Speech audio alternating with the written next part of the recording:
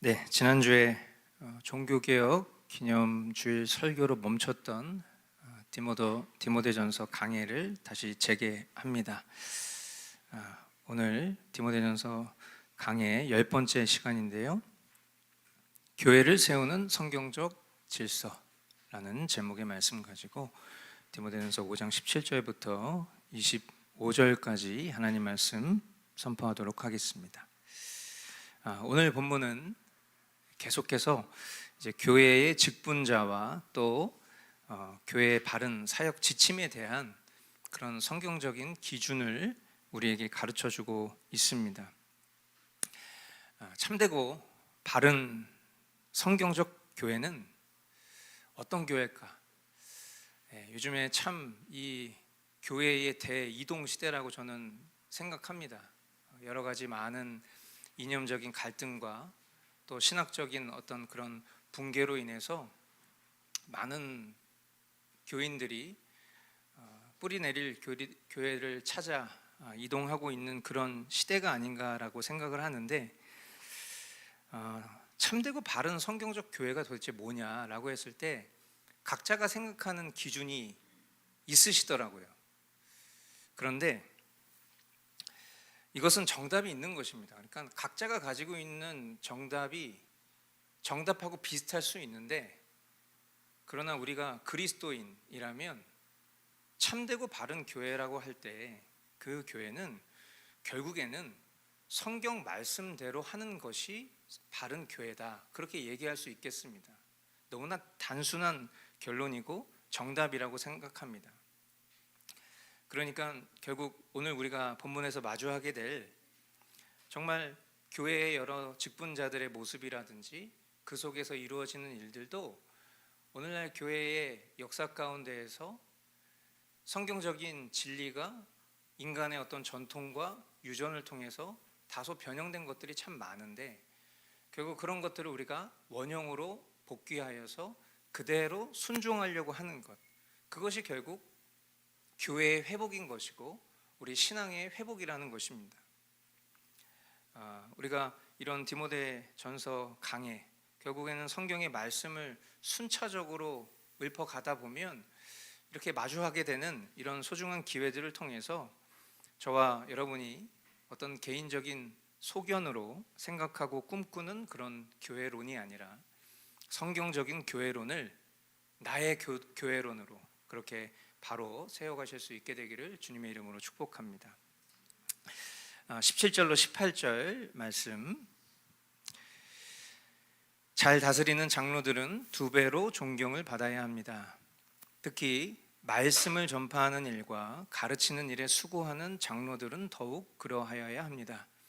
성경에 이르기를 타작마당에서 나달을 밟아 떠는 소의 입에 망을 씌우지 말라 하였고, 일꾼이 자기 삭슬 박는 것은 마땅하다 하였습니다. 아멘. 네, 오늘 이 본문은 교인들이 교회를 잘 다스리는 장로들을 2배나 존경하되, 특히 말씀을 전하고 가르치는 장로, 즉 목사를 존경하라, 그렇게 가르치고 있습니다.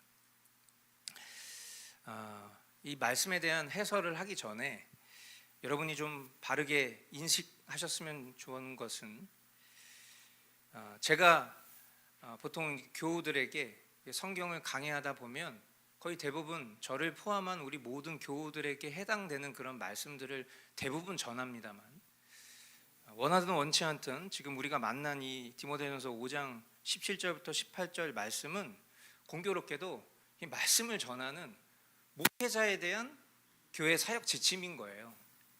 그러니까 이 말씀을 전할 때에 여러분들이 유목사가 자기 존경하라고 말하는구나, 그렇게 생각하시면 안 됩니다. 성경이 이야기하고 있는 바대로 이야기하고 있으니까 말씀을 전하는 직분자로서 성경이 요구하는 것을 전달하고 있는 중이다라는 점을 여러분들이 꼭 인식하고 들어주셨으면 좋겠고요. 목사에 대한 이런 성경의 가르침을 전하는 일은 굉장히 신중한 접근이 필요합니다. 그래서 이 말씀에 따라서 우리가 바르게 해석할 수 있도록 여러분들도 그렇게 반응해 주시면 좋겠습니다. 우리가 살아가는 세상이 건강한 균형을 이룬다라는 것이 되게 어렵습니다. 오늘날 어떤 신자들은 목사에 대한 어떤 존경을 넘어서 지나친 맹신과 신격화를 할 때가 참 많습니다. 대표적으로 목사님들을 부를 때 우리가 뭐 주의 종, 뭐 주의 사자, 뭐 제사장 막 이런 식의 그런 표현들을 사용하는데, 왜 그렇게 생각하는지를 생각해 보면 결국 구약의 삼중직처럼 생각하기 때문이에요. 이 목사라는 직분을 구약의 삼중직처럼 생각하기 때문입니다. 여러분 다 교리를 배울 때 다 여러분들도 배우셨겠지만 이 삼중직이 뭡니까? 결국 왕, 제사장, 선지자, 즉 기름 부음 받은 자를 표현할 때 이것을 삼중직이라고 표현하는데, 이 오늘날 기독교의 이 목회자들을 이 삼중직처럼 생각을 하는 거죠. 이게 구약의 왕, 제사장, 선지자 같은 분이 오늘날 말씀 전하는 목사님이야, 이렇게 생각하니까 주의 종, 뭐 사자 목사님, 막 제사장, 뭐 이런 식의 표현들을 쓰는 거예요. 근데 여러분, 이 삼중직은 누구를 가리키는 표현이죠? 왕, 제사장, 선지자, 이 구약의 삼중직은 누구를 예표하는 그림자 같은 표현이에요? 예수 그리스도, 예수님에 대한 표현이에요. 그러니까 예수님이 있으셔야 될 자리에 목사가 있는 격인 거예요. 제가 예전에 중보기도 표현할 때도 말씀드렸지만 하나님과 우리 사이의 유일한 중보자는 예수님 한 분뿐입니다. 그러니까 우리가 누군가를 위해서 기도한다라고 얘기할 때 내가 널 위해 기도할게 이렇게 표현하면 되는데, 내가 널 위해 중보할게 이렇게 말하는 것은 사실은 예수님의 자리를 우리가 침범하는 거거든요. 물론 그 의미가 좋은 의미로 쓰여지는 것은 보편적인 상식이지만, 그러나 그런 것으로부터도 우리가 하나씩 원형의 자리로 돌이켜야 하는 것은 그런 단어와 그런 인식이 우리의 신앙생활에 굉장히 중요한 역할을 하기 때문입니다. 그러니까 우리가 목사들을 생각할 때 무슨 주의 종이다, 뭐 주의 사자다, 뭐 제사장이다, 절대 그렇게 표현하시면 안 돼요. 오히려 우리 모두가 다 주님의 종이고 우리 모두가 다 제사장과 같은, 왕 같은 제사장이죠. 그렇기 때문에 이런 어떤 목사를 마치 구약의 삼중지처럼 생각하는 것, 그것은 우리가 조심해야 될 것입니다. 예수님을 전하는 이런 신약의 직분자를 삼중직처럼 생각하는 것, 그것은 지금 제가 이야기하는 것은 결국 설교 안에 녹아들어진 신학적 사상입니다. 그러니까 이런 신학의 부재로 인해서 발생한 그런 그릇된 전통과 유전이다. 우리가 지난주에 종교개혁 기념주의를 하면서도 이 16세기 종교개혁을 통해서 바르게 회복한 가치가 결국 사제들에게만 국한되어 있었던 그 성경의 가치를 모든 사람들에게로 하여금 성경을 읽을 수 있도록 한 그 만인 제사장이라는 이 종교개혁의 아주 중요한 가치들이 오늘날 보편 교회의 사역자들로 또다시 그냥 자리만 바뀐 이렇게 재현되는 모습들이 참으로 안타깝다는 것이죠. 그래서 어떤 목사를 말씀을 맡은 직분자이기 때문에 제가 이 강단을 내려가면 여러분과 동등한 신자고 성도입니다. 그러나 하나님께서 성경에 제시해 주신 세 가지의 직분, 목사, 장로, 집사라는 직분은 이 교회를 섬기기 위한 직분자이기 때문에 제가 이 강단에 올라와서 말씀을 전할 때에는 저는 이것을 준비하는 수고와 또 그의 수고에 상응하는 교회의 녹을 먹고 살아가는 자이기 때문에 마땅히 그런 측면에서 여러분들이 저를 2배나 존중해 주실 수는 있지만, 그러나 절대로 신격화하거나 마치 뭐 예수님과 거의 같은 격이다, 혹은 예수님이 어떤 특별한 계시를 맡은 어떤 그런 영험한 사람이다, 이런 식으로 생각하는 그런 가치는 결코 성경적이지 않다라는 것을 꼭 말씀드리고 싶어요.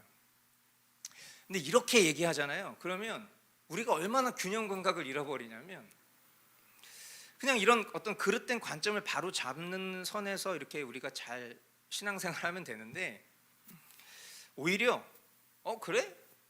목사는 그냥 그런 사람이었어? 하면서 막 경홀히 여기거나 함부로 대하는, 목사면 다야? 뭐 이런 식으로 표현하는 분들도 종종 있는데, 이게 굉장히 어떤 극단에 치닫는 모습들이죠. 거듭 말씀드리지만 목사도 같은 신자입니다. 그리고 신자 중에 말씀을 맡은 성경이 인준한 직분자예요. 그러니까 그런 관점에서 또 우리가 반대로 생각해 보면, 우리가 목사님 말고 이런 어떤 사역자를 표현하는 거 말고, 우리가 보통 성도들을 표현할 때 뭐 평신도 이렇게 표현합니다. 그렇죠? 근데 이 평신도라는 표현도 우리가 이제 보편적으로 어떤 뭐 직분자랑 이렇게 구분하기 위해서 표현하는 그런 보편적인 표현으로 사용하지만 성경에 나오는 표현들이 아니에요. 그러니까 뭐 평신도가 어디 있습니까? 우리 모두는 다 똑같은 성도인 것이죠. 그리고 그 속에 말씀을 맡은 직분자인 목사가 있는 것이고, 목양하는 장로가 있는 것이고, 교회의 재정과 구제의 사역을 감당하는 그런 집사가 있는 것이고, 그러니까 그런 어떤 교회의 보편적인 질서가 이미 성경에 지금 우리가 보고 있는 말씀에 명확히 나와 있는데, 이런 가치 질서를 오늘날 우리가 굉장히 많이 훼손하고 누군가 인간이 만들어 놓은 전통과 그릇된 유전으로 신앙생활을 하고 있다면, 그것이 나의 교회론이라면 이런 말씀을 통해서 바른 교회론, 성경적 교회론으로 우리가 회귀해야 된다라는 것을 강조드리고 싶습니다. 분명한 것은 성경은 말씀을 전하고 가르치는 일을 하는 목사를 2배나 존경해라, 그렇게 분명히 가르치고 있다. 그러나 하나님 앞에서 동등한 성도로 제자리를 찾은 것을 마치 그 고유의 지위와 권한까지 막 끌어내리면서 함부로 대하는 것은 매우 불균형한 태도이다 라는 것을 말씀드립니다. 그래서 성경은 하나님의 말씀을 전하고 가르치는 이 직무를 감당하는 목사를 존경하고, 또 그 일에 집중할 수 있도록 물질적인 필요를 교회가 공급할 것에 대해서도 명확하게 가르치고 있어요. 그런데 여기도 지금 이런 지점에서도 되게 다양한 인본주의적인 해석이 담기다 보니까 이제 목사 입장에서는 이제 교회의 어떤 재정적인 책임을 주고 싶지 않아요. 그러니까 어떤 것을 선택하냐면 이중직을 선택합니다. 그렇죠? 결국에는 저의 어떤 과거를 돌아봐도 저는 이것을 단언컨대, 뭐 모든 목사님들이 그렇다는 건 아닙니다만, 만약에 성경이 이렇게 가르치고 있다면 참된 교회라면 그렇게 해야 됩니다. 그런데 저는 영웅 심리가 강했던 것 같아요. 지금 생각해 보면. 그러니까 교회에서 녹을 받아야 되는데, 그리고 그렇게 성도들을 말씀으로 가르쳤어야 되는데, 뭔가 나는 되게 특별하고 부담 주지 않고 멋진 사람처럼 보이고 싶었던 것 같아요. 부끄럽지만 지난 과거를 회상해 보면 제 마음은 그랬습니다. 그러다 보니까 저는 교회에서 사례비 당분간 안 받겠습니다. 그럼 어떻게 되죠? 결국은 제 아내가 일을 해야 돼요. 그리고 저도 목회에 집중하지 못하는 어떤 그런 다른 부수적인 일에 집중하게 됩니다. 그러면 결국 이것이 사람들로 하여금은, 야, 우리 목사님은 저런 목사님이야, 우리 목사님은 교회에 부담 주지 않으려고 스스로 희생과 헌신을 선택했어, 뭐 이렇게 생각할 수 있겠는데, 죄송한 얘기인데 그건 성경적이지 않은 거예요. 뭔가 의식 있는 목사, 또 성도에게 부담 주지 않는 배려심처럼 여기거나, 또 반대로 균형이 안 잡히고 극단으로 가면 또 어떻게 됩니까? 사례비 받는 목사들은 다 사꾼처럼 생각하는, 목사님이 교회에서 정해진 책정된 사례비를 받는데 얼마 받는지, 뭐 그 속에 어떤 항목들이 포함되어 있는지, 이런 걸 우리가 다 세세하게 알아서, 야, 저 목사님이 이런 거 안 받는데 이 목사님이 이런 걸 받아? 야, 이거 사건이네 완전히. 뭔가 이런 식으로 생각하는 이런 정서 모두가 결국엔 다 성경적이지 않잖아요. 지금 우리가 짧게 본 이 2절 3절 말씀만 봐도 이 속에 명확하게 나와 있는데, 이 말씀에 대한 인간의 다양한 해석들이 다 각자의 주관적인 관점으로 이 목사의 사역과 이런 어떤 지위에 대한 해석들을 낳고 있는 겁니다. 오늘 본문은 아주 명확하게 말씀합니다. 두 가지예요. 말씀을 전하는 목사를 두 배나 존경해라. 그리고 일꾼이 자기 삭을 받는 것은 마땅하다. 이게 성경적 교회론의 한 부분이겠죠. 그리고 그것이 저와 여러분들의 교회론이 되기를 원합니다. 자, 19절로 21절 말씀. 장로에 대한 고발은 두 사람이나 세 사람의 증인이 없이는 받아들이지 마십시오. 죄를 짓는 사람을 모든 사람 앞에서 꾸짖어서 나머지 사람들도 두려워하게 하십시오. 하나님과 그리스도 예수와 택하심을 받은 천사들 앞에서 내가 엄숙히 명령합니다. 그대는 편견 없이 이것들을 지키고 어떤 일이든지 공평하게 처리하십시오. 아멘.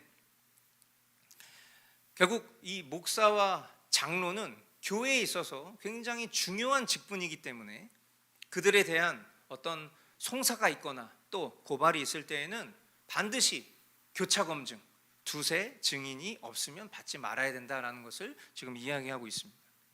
그러니까 이것을 또 극단적으로 잘못 해석해서 어떤 밝혀진 죄가 있는데, 목사의 어떤 밝혀진 죄가 있는데, 장로의 어떤 그릇된 행실이 명백한데 그 죄책에 대해서 함구할 것을 두둔하는 그런 가르침은 당연히 아닙니다. 오히려 성경적인 교회, 참된 교회라면 세 가지 중요한 표지가 있다고 했습니다. 말씀, 기도, 권징이 살아있는 교회가 참되고 성경적인 교회죠. 목사와 장로는 굉장히 중요한 직분이에요. 중요한 직분을 맡고 있는 사람이라면 그에 따르는 책임이 필요하고 마땅한 모범이 있어야 된다라는 것이 훨씬 무거운 그런 성경의 가르침입니다. 그러므로 목사와 장로가 죄를 지었을 때는 지금 이 성경이 이야기하고 있는 바대로 모든 사람 앞에서 동등하게 권징을 받아야 하는 것이고요. 또 그것을 통해서 우리 교회는 목사님이 잘못했을 때에도 교회를 통해서 치리가 있을 수 있구나. 우리 교회는 장로님이 범죄했어도 그 부분에 대한 교회의 명백한 권징이 살아있는 교회구나 라는 이런 두려움을 가르쳐주는, 그것을 성경이 이야기하고 있다는 것이죠. 여러분, 지금 우리나라의 질서가 가장 크게 무너진 이유가 뭐라고 생각하십니까? 바로 만인이 법 앞에서 평등하다라는 기본권이 무너졌기 때문이에요. 교회 안에서 직분자나 성도가 동등한 치리적 어떤 성경의 기준을 따라야 한다는 것이 그게 마땅한 것이고, 동시에 그것이 우리의 상식이라는 것을 성경이 명확하게 가르쳐주고 있어요. 그런데 부패한 나라일수록, 또 거짓과 무질서가 판을 치는 나라일수록 그 나라의 지도자나 위정자들이 오히려 법을 따르지 않습니다. 법을 들여오는 입법기관이나 그 법을 집행하는 행정기관이나 법의 기준으로 만인을 동등하게 보호해야 되는 사법기관이 자정 능력을 상실하는 거예요. 우리 옛말에도 윗물이 맑아야 아랫물이 맑다라는 말이 있는데, 나라의 지도자부터가 전과 오범입니다. 국무위원들, 지금 우리 장관들 전과를 다 합하잖아요. 22범이에요. 어찌 그런 기준으로 바르고 상식 있는 그런 나라를 만들 수 있겠냔 말이에요. 그런 관점에서 지금 우리가 보고 있는 성경도 똑같은 얘기를 하고 있는 겁니다. 결국에는 가장 기초가 되는, 우리의 삶의 가장 기초가 되는 나로부터 시작하여서 나와 우리 가정과 그리고 우리 교회와 그리고 우리가 살아가는 이 세상이 바로 설 수 있는 기준은 결국에는 가정이 바로 서야 교회가 바로 서는 것이고, 교회가 바로 서야 결국 이 나라도 바로 설 수 있게 되는 거예요. 하지만 오랜 세월 동안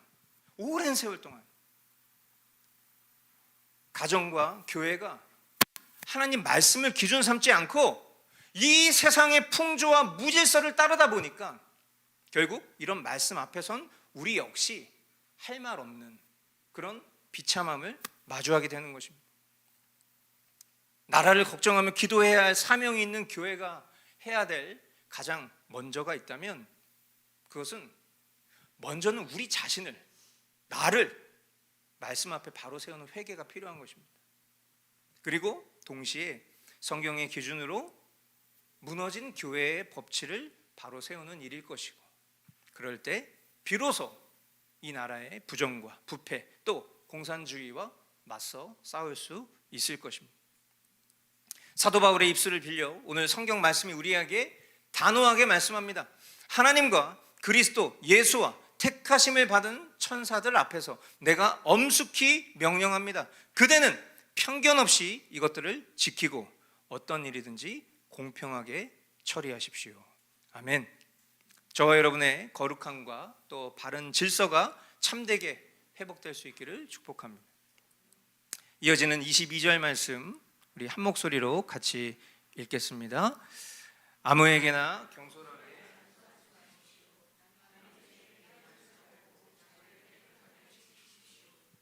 아멘. 성경이 아무에게나 경솔하게 안수하지 말아라 이렇게 말하는 것은 두 가지 책임을 말하는 것입니다. 첫 번째, 함부로 안수하지 말아라. 두 번째, 함부로 안수받지 말아라. 아무에게나 경솔하게 안수하지 말아라. 이것은 결국 두 가지 책임을 말하는 거예요. 안수를 할 수 있는 사람은 아무나 안수하지 말고, 안수 받는 것도 아무한테나 받지 말라는 것으로 우리는 그렇게 이해할 수 있는 거예요. 저는 목사지만 함부로 안수기도 하지 않습니다. 저한테 안수기도 받아보신 분 있으세요? 우리 교회에? 있으신 분도 있겠죠. 저는 함부로 안수기도를 하지 않아요. 그리고 이 안수기도라는 것 자체가 목사만 할 수 있다라는 그런 것이 성경에 없기 때문에 이 안수가 어떤 목사만의 고유 권한이라고 생각하지는 않는데, 그만큼 갖춘 직분도 또 없잖아요. 안수는 저는 그런 측면에서 목사와 장로의 권한에 두는 것이 어떤 교회의 보편적인 질서에 합당하다라고 생각합니다.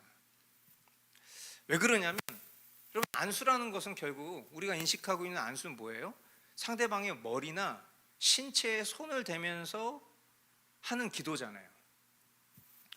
만일 아무나 막 서로 머리에 막 손 올리고 기도하고 여기저기 막 찾아다니면서 이 교회 저 교회 가서 뭐 여기 어떤 특별한 분이 영험한 뭐 전도사님이 있대더라, 저기 무슨 뭐 신령한 목사님이 있대더라 하면서 막 이 교회 저 교회 막 찾아다니면서 막 안수기도 받고, 또 그냥 기도 막 목사님이 기도해 준다고 하니까 그냥 기도 말고 안수기도 해달라고 하면서 마치 내가 손을 대야지만 어떤 특별한 효험이 있다고 생각하면요, 이 모든 행위가 분명해지는 거예요. 뭐냐면 이거 성경적이지 않은 거예요. 지금 성경 뭐라고 얘기하고 있어요? 아무에게나 경솔하게 안수하지 말아라 이렇게 얘기하고 있어요. 이것이 내포하고 있는 두 가지라 뭐라고 그랬죠? 함부로 안수하지 말 것과 함부로 안수받지 말 것에 책임이 있다는 얘기잖아요. 그렇기 때문에 건강한 교회, 건강한 성도는 아무에게나 안수하지 않습니다. 그리고 아무한테나 안수받지 않아요. 만일 여러분이 제게 기도를 요청하실 때 안수받기를 원하신다면 저는 일단은 제 상태를 굉장히 살펴볼 것 같아요. 우리가 오늘 성찬을 하는데, 우리가 성찬을 할 때에도 결국에는 영적으로 우리 모두가 하늘 가족, 한 몸을 이루고 있다라고 하기 때문에, 만일 내가 각별히 내 자신을 살폈을 때 내가 어떤 심각한 죄 가운데 빠지면 성찬을 참여하지 않는 이유가 뭐죠? 성찬을 훼손하기 때문이에요. 그만큼 우리는 영적으로 굉장히 중요한 한 몸을 이루고 있는 관계입니다. 내가 만약에 누군가에게 안수기도를 할 때는 그만큼의 각별한 책임감과 엄중함을 갖고 당연히 해야 되는 것이 맞다고 생각해요.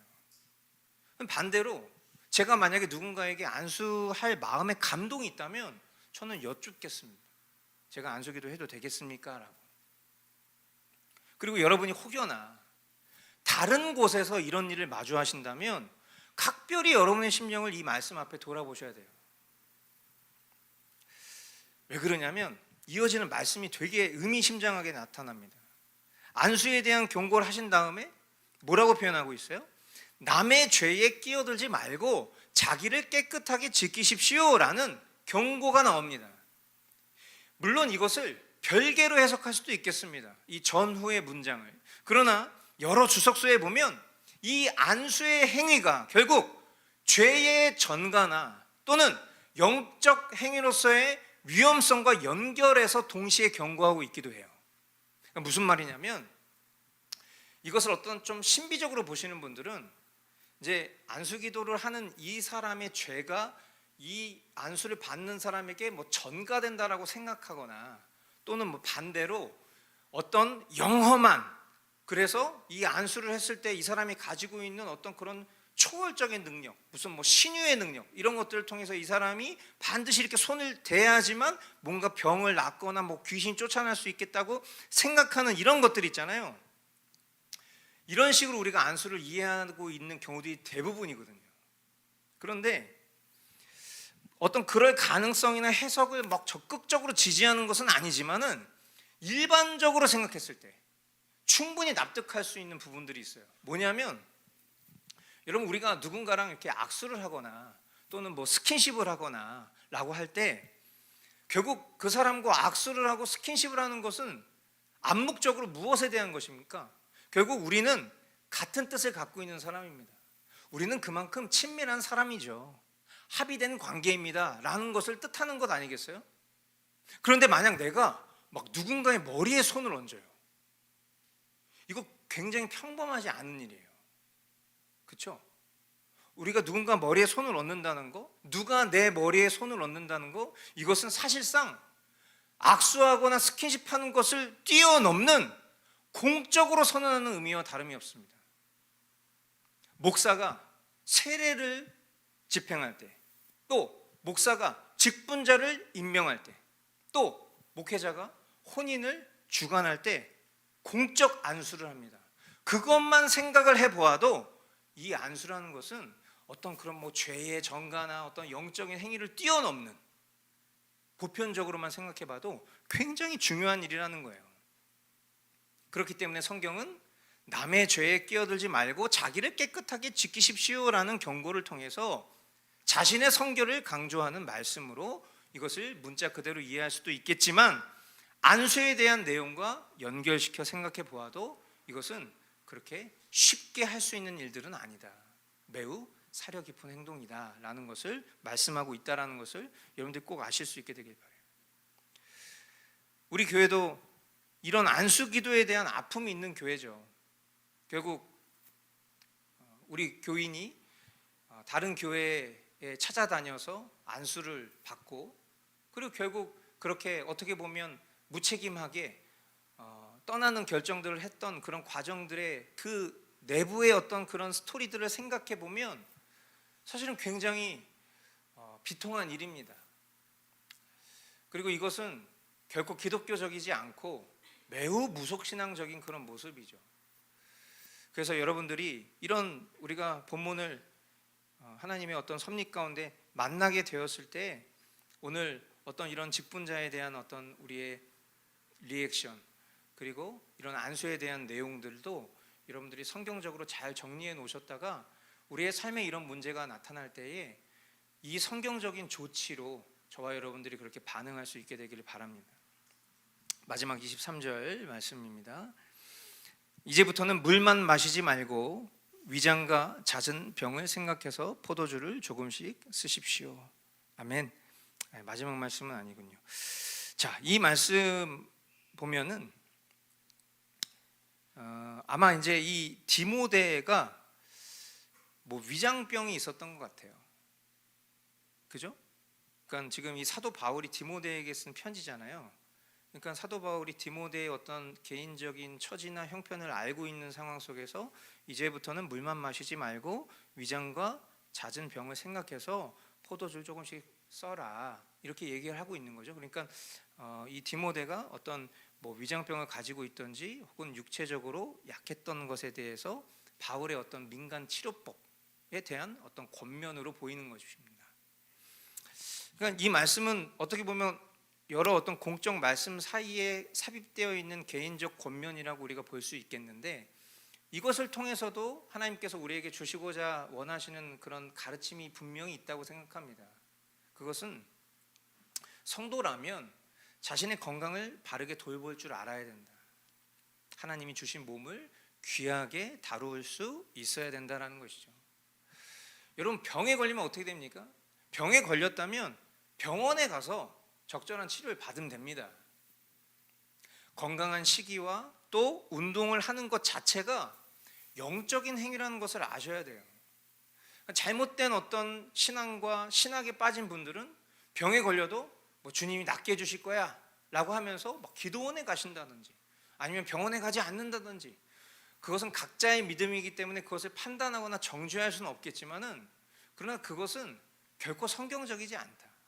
하나님 우리에게 허락하신 특별한 은혜도 있지만 보편적인 은혜가 있는 것이고, 병에 걸렸다면 우리는 병원에 가서 치료를 받는 것을 통해서 그 모든 것들을 섭리하시는 하나님의 은혜를 누리면 되는 것입니다. 평상시에 내 몸 관리를 게을르게 한 나머지 내가 어떤 병에 걸렸다면 그에 마땅한 운동과 식이를 통해서 적절하게 그것을 치료하려고 노력하는 것, 여러분 그것이 바로 육체적인 활동이 아니라 그게 바로 영적인 활동이라는 것을 아셔야 돼요. 그러나 이런 말씀들을 통해서 우리가 내 어떤 삶이 그동안 어떠했는가, 내가 이런 말씀들을 배격하고 혹 내 어떤 개인적인 소견에 이끌려서 내가 함부로 영적인 것을 호도하고 살아오진 않았는가 라는 것들을 돌아보게 하는 말씀이죠. 만약에 그런 것들이 전무한 것이었다면 사도 바울이 디모데에게 이런 권면도 하지 않았을 겁니다. 그러니까 결국 성경적이고 바른 신앙관이라는 것은 우리의 삶에서 어떤 보여지는 어떤 초월적인 것을 지향하는 어떤 그런 식의 형태로 들어있지 않고, 항상 주님은 우리가 살아가는 실제적인 삶 속에서 하나님의 말씀을 살아갈 수 있도록 도우시는 지혜이지, 어떤 허망한 것들을 쫓거나 신비한 것들을 쫓거나 하는 그런 형태로 되어 있지 않다는 것을 꼭 여러분들 아셔야 돼요. 24절로 25절 말씀, 어떤 사람들의 죄는 명백해서 재판을 받기 전에 먼저 드러나고 어떤 사람들의 죄는 나중에야 드러납니다.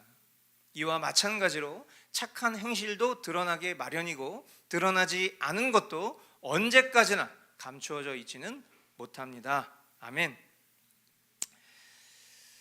이 말씀을 보니까 참 진짜 우리가 지금 살아가고 있는 이 시대를 말씀하는 듯합니다.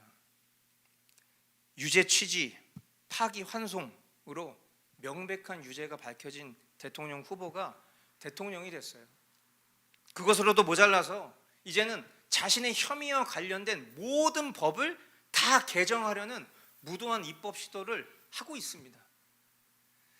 대통령 고유 권한인 계엄을 한 대통령은 내란 혐의라는 혐의를 받아서 재판을 받고 있는 중인데, 벌써부터 사람들은 그 대통령을 향해서 내란 수괴라고 부르면서 여론을 선동하고 있는 이런 참담한 현실이 진짜 개탄스럽습니다.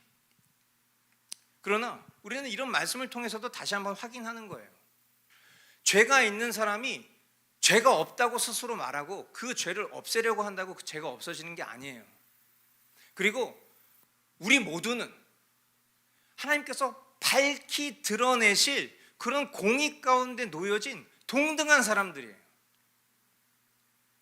주님의 공의는 반드시 이 세상의 모든 어둠을 드러내실 것입니다. 그런데 여러분, 우리가 꼭 잊지 말아야 될 것은 그 어둠을 드러내신다라고 했을 때 우리는 어떤 내가 비난하는 어떤 그 대상만을 향해서 생각하면 절대 안 돼요. 우리 모두가 다 죄인이에요. 저와 여러분 모두가 그들과 동등하게 밝혀질 겁니다. 그러나 차이가 있다면 우리의 죄에 대한 심판은 이미 2000년 전 예수님이 우리를 대신해서 받으셨다라는 것이, 그것이 너무나 감사한 은혜일 뿐인 것이죠. 그리고 그 은혜를 아는 사람이라면 더 이상 그와 같은 죄된 행실을 갖지 않으려고 힘쓰는 삶을 살 것이고, 어둠과 불의를 용납하지 못하게 되는 거예요. 그러니까 그것에 대한 투쟁도 있는 것이죠. 결국 나 한 사람을 뛰어넘어서 또 이 나라를 넘어서 이 세상의 모든 악이 벌겨 벗겨지게 될 것입니다. 그것이 만왕의 왕이신 주님의 법칙입니다. 그러므로 참된 신자라면 먼저는 자신의 허물과 죄악 역시 드러날 것에 대한 겸손과 두려움을 가져야 할 것입니다. 우리에겐 수치가 없는 것이 아니라 수치를 면케하시는 주님의 은혜만 있을 뿐이에요. 그리고 계속해서 주님의 공정에 기대어서 이 나라와 위정자들을 위해서 기도해야 됩니다. 여러분, 이 나라의 대통령을 위해서 기도해야 됩니다. 하나님, 하루빨리 이 모든 불의가 종식될 수 있도록, 그리고 그 한 영혼도 예수님 믿고 천국 갈 수 있도록 주님 인도해 주십시오 라고 기도할 수 있어야 돼요. 그것이 성경의 가르침이고, 그것을 통해서 주된 목적을 우리가 디모데전서 말씀을 통해서도 배웠지만, 저와 여러분들이 고상하게 신앙생활을 할 수 있도록 그것을 위해서 기도해야 되는 건 마땅한 일이죠. 주님의 뜻에 합당한 통치가 발휘될 수 있도록 우리가 기도해야 될 줄 믿습니다. 오늘 우리 디모데전서 이 5장 말씀 통해서 우리가 배우게 된 이 교회를 세우는 성경적인 질서를 저와 여러분들이 살아가는 삶의 교회론으로 바르게 지키며 신앙할 수 있도록 그렇게 우리가 주님의 은혜를 구해야 할 줄 믿습니다. 오늘 우리